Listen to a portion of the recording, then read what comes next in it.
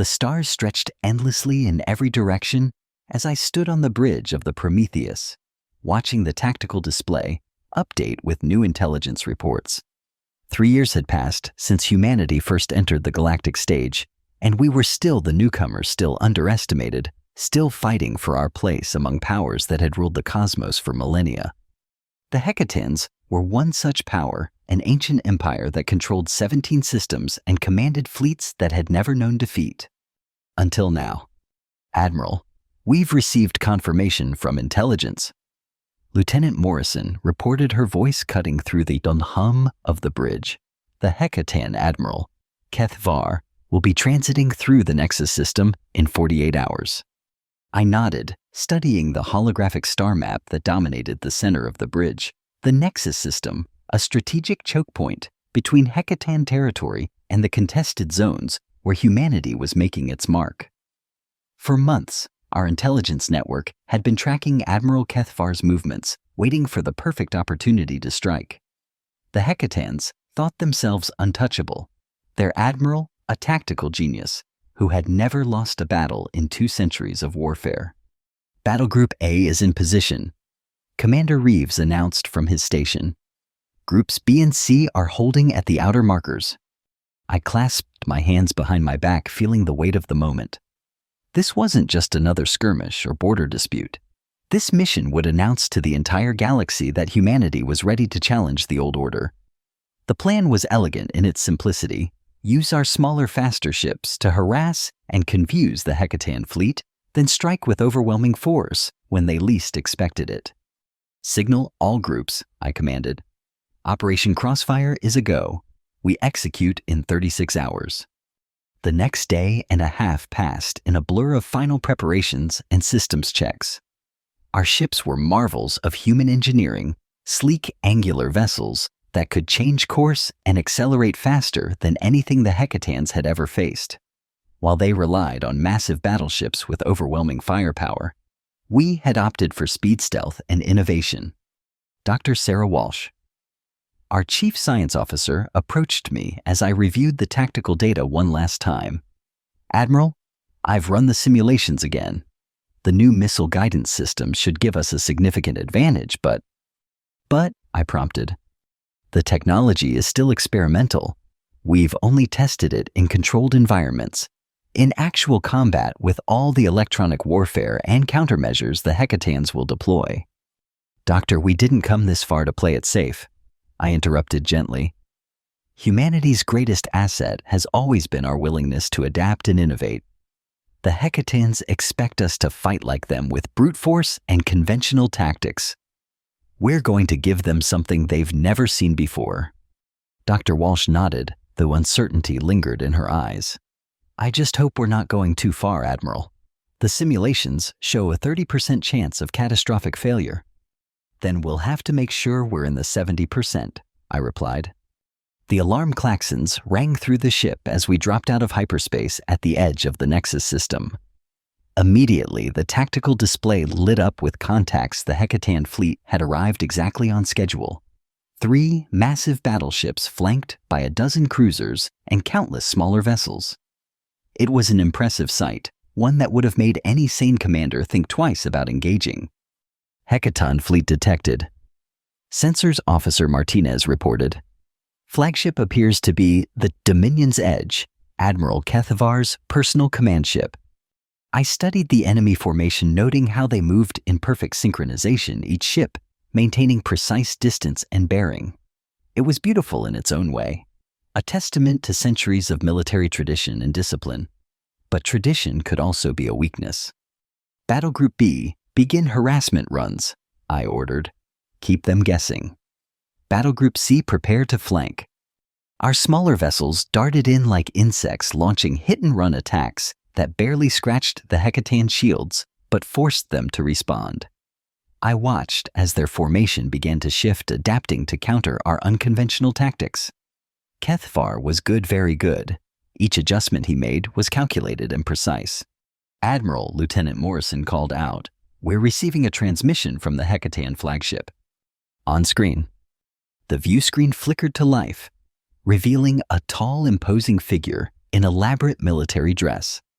Admiral Kethvar's alien features were sharp and angular, with the distinctive ridged forehead of his species. His eyes purple and predatory, fixed on mine with unmistakable contempt. Human commander. He began, his voice carrying the weight of absolute authority. You are outmatched and outnumbered. Withdraw now, and I may allow your fleet to return home intact. I felt a cold smile cross my face. Admiral Kethvar, I presume. Your reputation precedes you. As does yours, though it is limited. His expression didn't change. You've achieved some minor victories against frontier militias and pirates. This is different. You face the might of the Hecatan Imperial Fleet, stand down. I'm afraid I can't do that, I replied calmly. You see, we have some unfinished business in this sector. Business that requires your absence. For the first time, something like amusement flickered in the alien admiral's eyes. Remarkable. Your species' arrogance rivals that of the Vorthak before we crushed them. He leaned forward slightly. Very well, human. Let this be your lesson in humility. The transmission cut, and immediately the Hecatan fleet burst into motion. Their battleships unleashed concentrated fire at Battle Group B, forcing our ships to scatter. But this was exactly what we wanted to draw them out, make them commit to an engagement on our terms. All ships initiate Protocol 7, I commanded. Protocol 7 was our ace in the hole, a coordinated attack pattern that took advantage of our ship's superior maneuverability. While the Hecatans expected us to engage in traditional line of battle tactics, and we would dance around them like wolves circling a bear.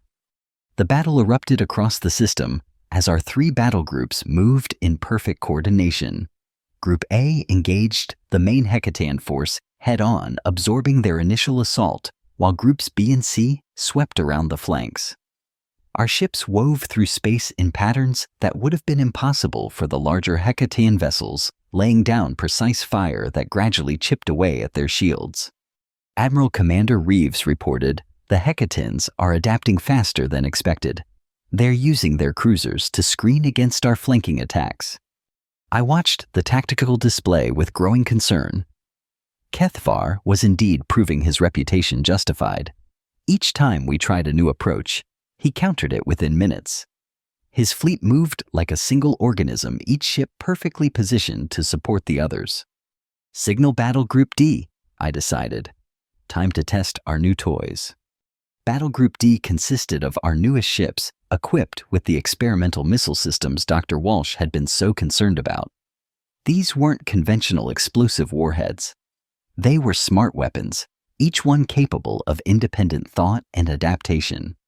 Firing solution locked, Weapons Officer Thompson announced. All tubes ready. Fire. A dozen sleek missiles streaked across space, their exotic metallic hulls gleaming in the light of the system's twin stars. At first, the Hecatans seemed unconcerned. Their point defense systems had handled missile attacks for centuries. But these weren't ordinary missiles. The first sign something was different came when the missiles suddenly split apart, each one becoming 3 smaller projectiles. The Hecatan point defense systems, calibrated for larger targets, struggled to track them all. Then the real surprise hit. Instead of detonating on impact with the shields, the missiles burrowed through them like they weren't there. Advanced nanotechnology ate through the shield matrices, creating holes that sealed too slowly to prevent the warheads from penetrating. The lead Hecatan cruiser erupted in a brilliant flash as the exotic warheads detonated inside its hull. Secondary explosions rippled along its length as critical systems overloaded. Direct hit. Thompson called out, his voice barely containing his excitement. The cruiser, Severed Honor, is dead in space. But our celebration was short-lived. The Hecatan response was swift and devastating. Their entire fleet pivoted toward Battle Group D, concentrating their fire with surgical precision. Our experimental ships, fast as they were, couldn't dodge everything. The Icarus is taking heavy damage. Morrison reported, alarm in her voice. She's lost main engines. I watched helplessly as 3 Hecatan battleships focused their fire on the crippled ship. The Icarus fought valiantly, her guns spitting defiance, even as her hull cracked under the assault. When the end came, it was mercifully quick, a brilliant explosion that briefly outshone the system's stars.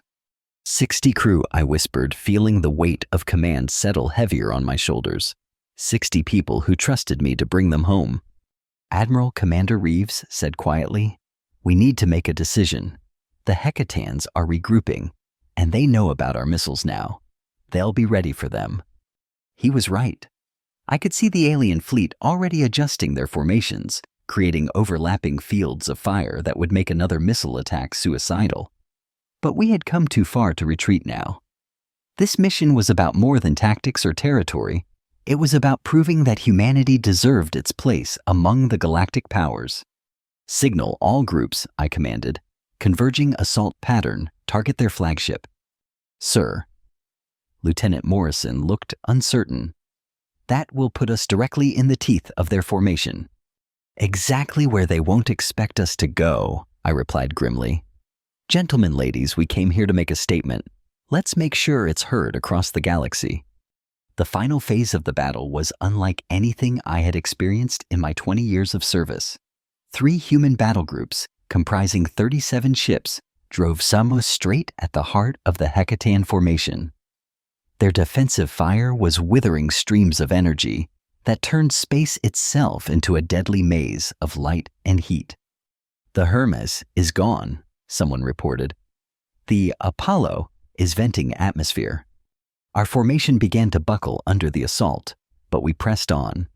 This close, our advanced targeting systems gave us a significant advantage. While the Hecatans relied on raw firepower, we could place our shots with surgical precision. "Concentrate fire on the flagship's bridge section," I ordered. "All remaining missile boats launch everything." The Prometheus shuddered as we opened fire with every weapon we had. Around us, the remnants of our fleet did the same. The Dominion's Edge was a massive ship easily 5 times our size, but even the mightiest fortress had weak points. Our concentrated fire began to tell. Sections of the flagship's hull peeled away like ancient paint, revealing the complex machinery beneath. But Ketvar wasn't finished yet. "Incoming transmission from the flagship," Morrison announced. On screen, Admiral Ketvar appeared again, but this time his bridge was wreathed in smoke and sparks. A line of blue blood, the Hecatan equivalent, traced down his left temple, yet his eyes still burned with fierce pride. "You fight well, human," he said, and I heard something like respect in his voice. "But you cannot win. Even if you destroy my ship, my fleet will ensure none of you leave this system alive." "Maybe," I admitted, "but others will know we were here.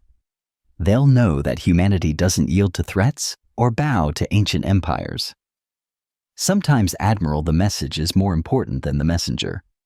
Something changed in his expression. A flicker of understanding, perhaps even admiration. "You remind me of myself in my younger days," he said quietly. Convinced that honor and duty were worth any price, he paused, studying me with those alien eyes. "Tell me, human commander, when this is over, when the stars themselves bear witness to your sacrifice, will you still believe you chose correctly?" The transmission ended before I could respond, but his words echoed in my mind as the battle reached its crescendo. The Dominion's Edge was dying, its massive hull fracturing under our sustained assault, but the rest of the Hecatan fleet was closing in. We had perhaps minutes before they finished us. Admiral Dr. Walsh's voice crackled over the comm from the engine room. "I've been monitoring the exotic matter containment systems. If we overload them deliberately—" "Doctor, you're talking about turning our own ship into a weapon. The crew will die anyway if we don't do something," she interrupted. "But if we time it right, if we ram the flagship at the moment of overload—" The implications hit me like a physical blow. She was suggesting we sacrifice the Prometheus and everyone aboard to ensure the mission's success. It was madness, and yet it might be the only way to guarantee that our message reached the galaxy. How long would we have? 90 seconds after I begin the overload sequence, enough time to ram and evacuate some of the crew to the escape pods. I looked around the bridge at the faces of my crew, young and old human beings who had followed me into this hell because they believed in something greater than themselves. Morrison barely out of the academy. Reeves, a veteran of 3 campaigns. Thompson, who had a daughter waiting for him on Earth. Do it, I decided, Dr. Walsh. Begin your countdown, all hands. This is the Admiral. Sir, Sensors Officer Martinez interrupted. New contacts dropping out of hyperspace. It's the Fourth Fleet. The tactical display exploded with new symbols as dozens of human ships materialized at the edge of the system. Admiral Sarah Chen. No, wait. Admiral Sarah Blake had arrived with the entire Fourth Fleet, the most advanced force in human space. This is Admiral Blake to all units, came the voice over the comm. We received your signal and came as fast as we could. Impressive work, Admiral. Now stand aside and let us finish this. The arrival of the Fourth Fleet changed everything. What had been a desperate last stand became a rout as fresh human ships swept into the battle. The hecatons, already bloodied and confused and tormented by our unconventional tactics, found themselves facing overwhelming odds. Admiral Kethvar fought to the end, his flagship finally succumbing to concentrated fire from 3 human battleships. But before the Dominion's edge, exploded escape pods jettisoned from its hull. The Hecatan Admiral had survived, though his pride had not.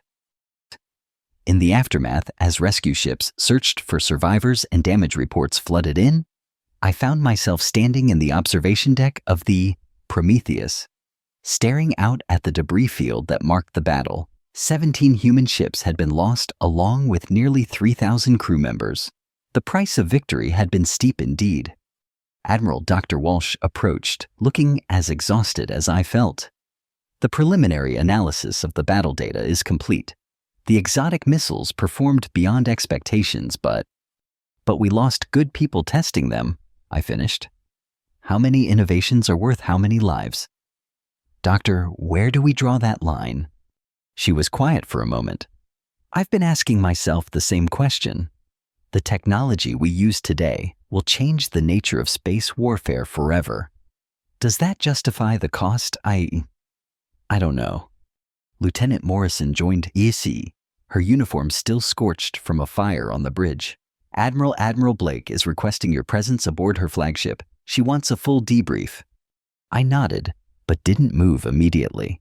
Outside, the Fourth Fleet was already beginning to assume patrol formations, asserting human control over the system. In the distance, I could see the hulk of the Dominion's edge, its proud hull broken and dark. You know what troubles me most, I said finally. It's not that we won. It's how easy it was once we decided to cross that line to use weapons that could kill indiscriminately to risk everything on unproven technology. One day we'll face an enemy that crosses lines we haven't even thought of yet. What then? Then we'll adapt, Morrison said simply.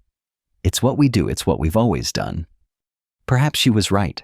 Perhaps adaptation and innovation were humanity's greatest strengths, the very things that would carry us from single-species upstarts to galactic power. But as I made my way to the shuttle bay, I couldn't shake Admiral Kethvar's final question. Had we chosen correctly? The shuttle ride to Admiral Blake's flagship gave me time to think about what we had accomplished and what we had lost. The Battle of Nexus would be remembered as humanity's first major victory against an established galactic power. Military historians would analyze our tactics, scientists would study our weapons, and politicians would use it as proof that our species deserved respect among the stars. But they wouldn't have been there when the Icarus died, taking 60 souls with her. They wouldn't have seen the look in Admiral Kethvar's eyes as his ship broke apart. They wouldn't carry the weight of decisions made in the heat of battle when the line between innovation and recklessness became impossibly thin. Admiral Blake received me in her ready room, a sparse, efficient space that reflected its occupants' no-nonsense approach to warfare. She was younger than I had expected, perhaps 40, with steel-gray eyes that missed nothing. "Sit, Admiral," she said, gesturing to a chair across from her desk. "Coffee." "Please."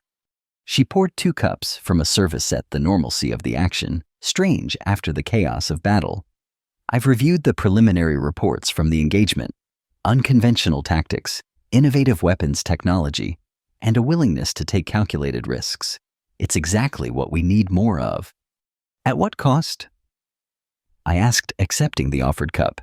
"We lost 17 ships, Admiral, nearly 3,000 people.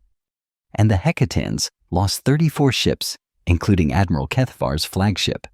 More importantly, we've demonstrated that human technology and tactics can overcome numerical and traditional superiority."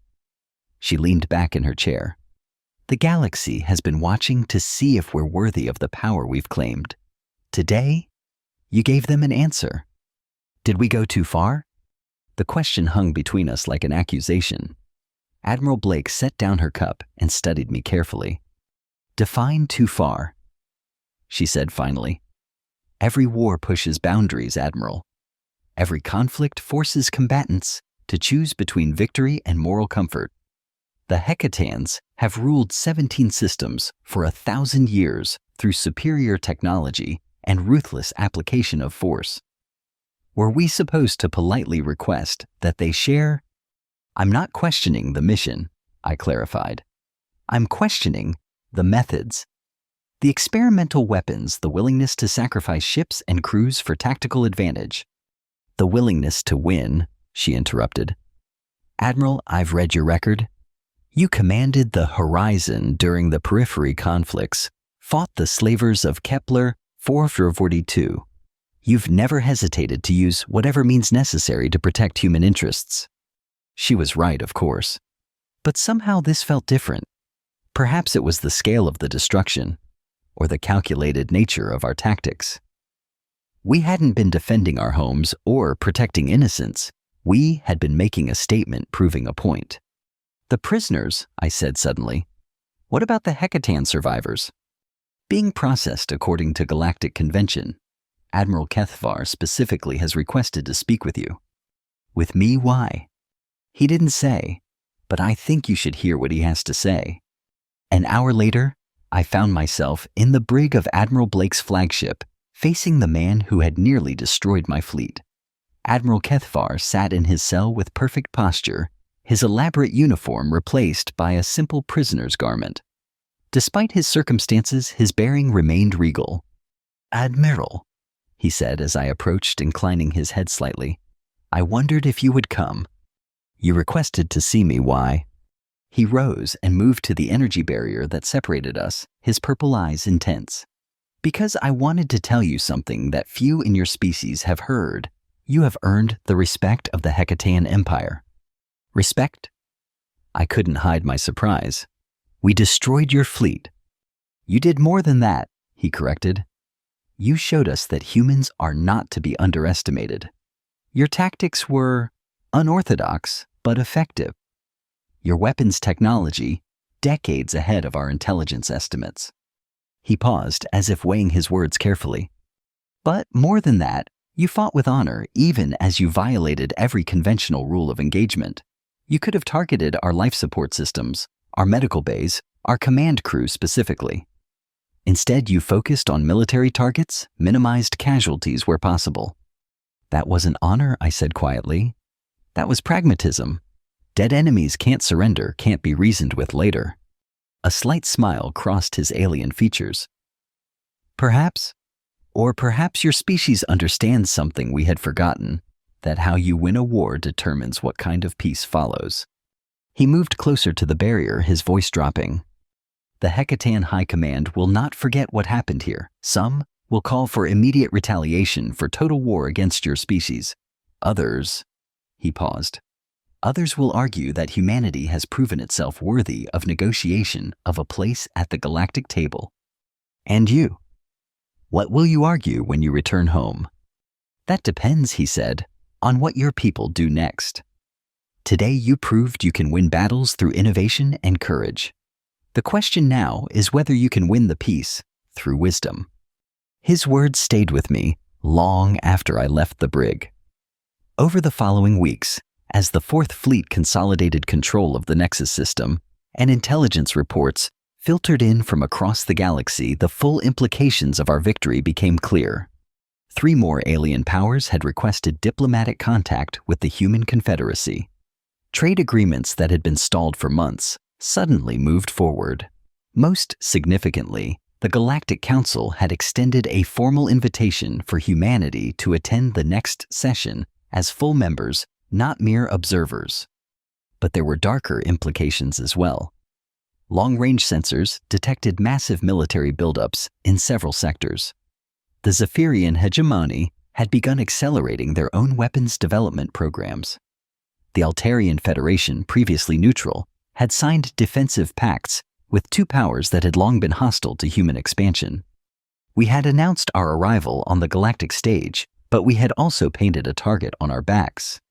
6 months after the Battle of Nexus, I found myself standing in the same observation deck of the Prometheus, now fully repaired and ready for our next assignment. Dr. Walsh approached, carrying a data pad filled with her latest research. "The exotic missile project has been approved for full production," she reported. "Fleet Command wants every ship equipped with them within the year. And the fail-safes, the ethical constraints we discussed, implemented, but..." She hesitated.